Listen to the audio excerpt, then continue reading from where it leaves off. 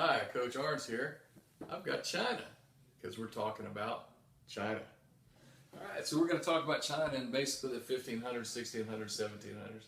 Long time span, but we're going to talk about the relationship between China and Europe. Now, the one thing we always have to keep in mind in the relationship between China and Europe is that China was always very isolated. They did not have a lot to do with the Europeans. They did a little bit of trade. They did not want to buy anything from the Europeans. They would sell some stuff to the Europeans, namely China, or plates, as you and I would know. Now, there were two Chinese dynasties that we talk about all the time. One is the Ming, and the other is the Qing. The Ming came before the Qing. All right, now Yongle was the most famous early of the Ming emperors. And Yongle, he was famous for moving the imperial city, or building the imperial city, moving the capital to Beijing.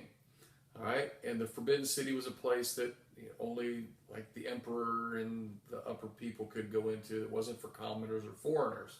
Okay, Yongle also hired Zhang Hugh. Yongle hired Zhang Hugh. This is the guy who had the treasure fleets. He was the admiral in charge of trade in the northern Indian Ocean and down Africa, coast of Africa. They had 7 different expeditions of trade from starting in 1405. And Zhang Hugh is very famous, but he didn't have any children. This emperor was a great emperor for trade, but once he died, China, they really quit trading. The subsequent emperors, that means the emperors that came after him, they did not believe in trading with foreign countries.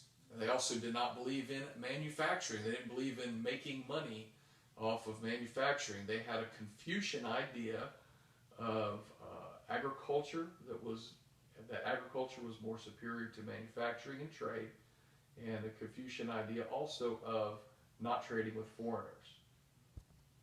Another famous emperor was Kongxi. He was a Qing. Okay, and the Qing were Manchus from Manchuria.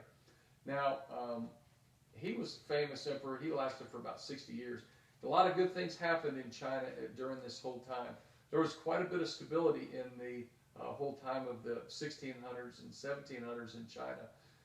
They had a lot of good things going on with agriculture.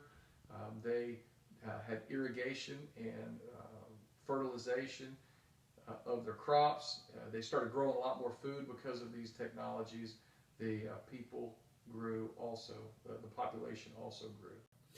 Even with all this increase in population, China still did not want to trade with the Europeans much at all. Occasionally the Dutch would trade with them, occasionally the Portuguese would trade with them, but the English did not. And the reason the English did not ever trade with them, especially in the late 1700s, is because they would not pay tribute to the government of China.